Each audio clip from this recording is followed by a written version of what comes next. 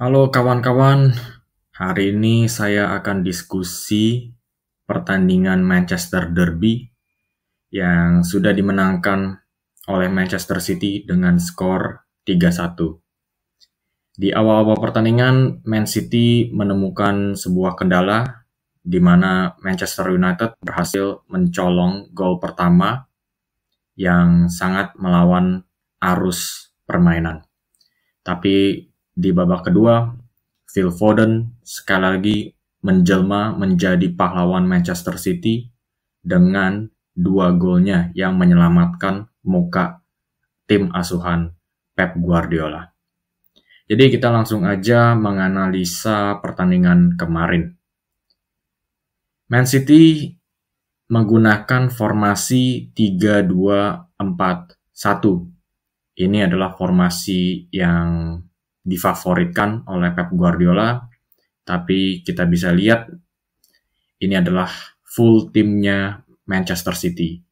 Back 3 yaitu Nathan Ake, Diaz, dan Walker menjaga benteng pertahanan Man City, dan 2 pivotnya City yaitu Stones dan Rodri, dan 2 nomor 10 City yaitu Silva dan KDB. Pemain sayap Doku dan Foden.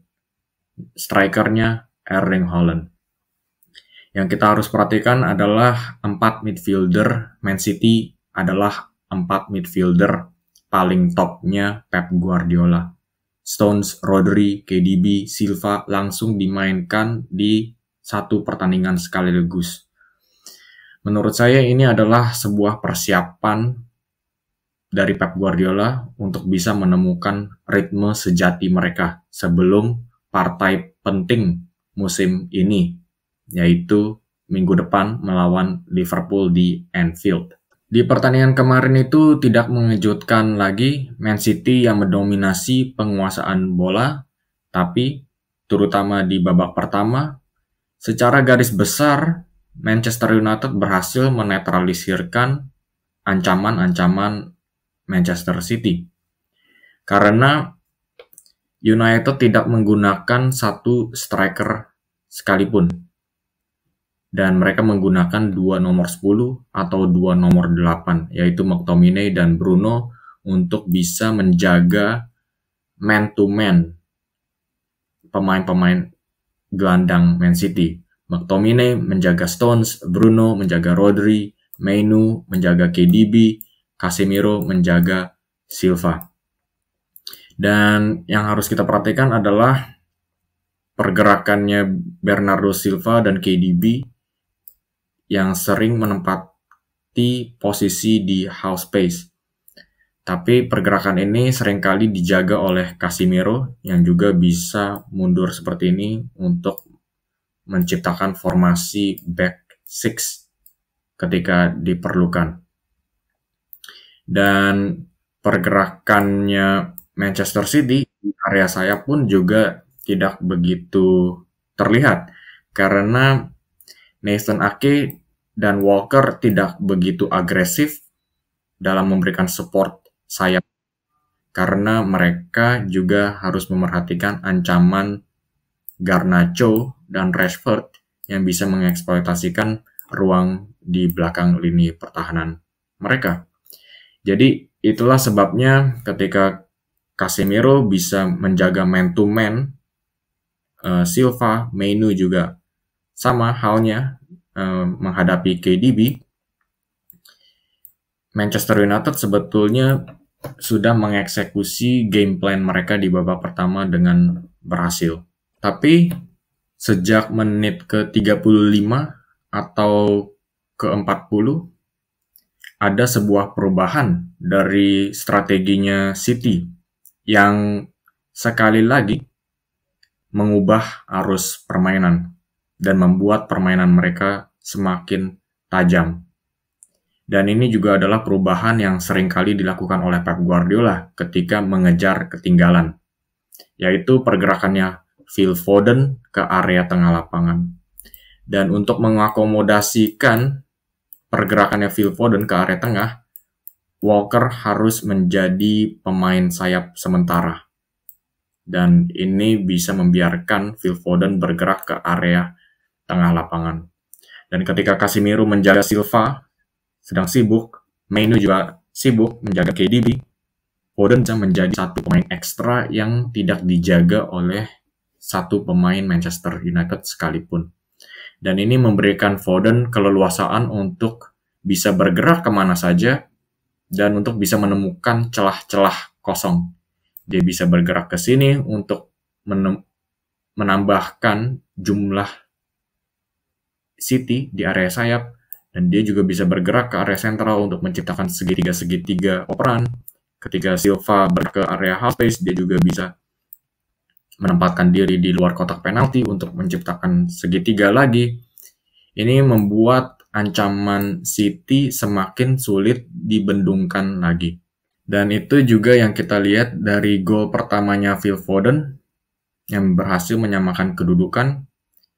Dia berhasil menemukan bola di sayap kanan dan dijaga oleh Lindelof. Dan pergerakan menusuknya dia ke area tengah lapangan inilah yang membiarkan dia untuk bisa menemukan ruang tembak. Dan di situasi seperti ini kelihatannya Lindelof terlalu lambat bereaksi dan menutup ruang tembaknya Foden. Dan tembakannya Phil Foden ini adalah sangat mengarah dan sangat keras sekali. Luar biasa.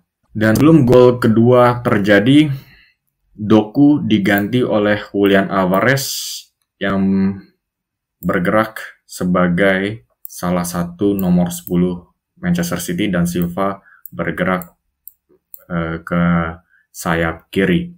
Dan gol keduanya Phil Foden mungkin lebih menggambarkan pengaruh Phil Foden di area tengah lapangan lagi. Dia menemukan bola di ruang kosong. Sekali lagi ini menunjukkan ketika Foden bermain di area sentral, dia mendapatkan keleluasaan untuk bergerak kemana saja.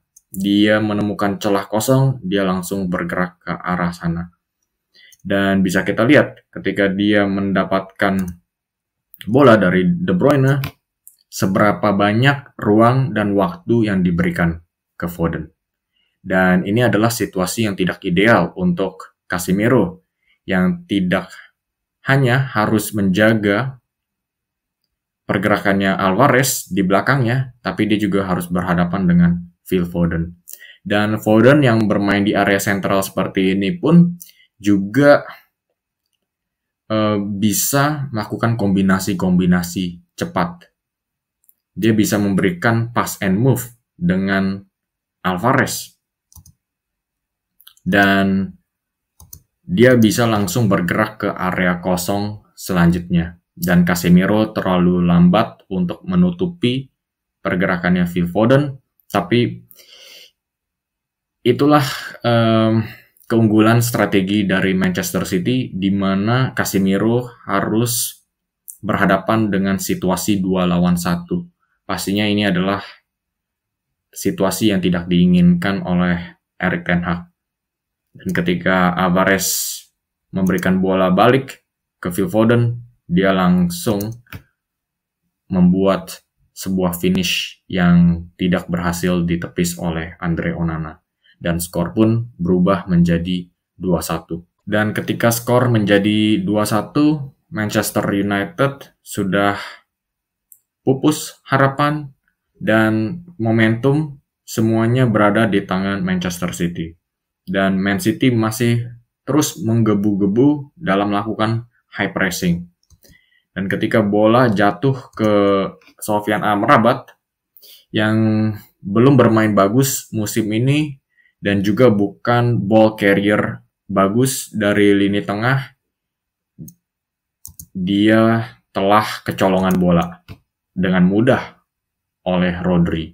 Dan Rodri langsung memberikan umpan sederhana ke Erling Haaland.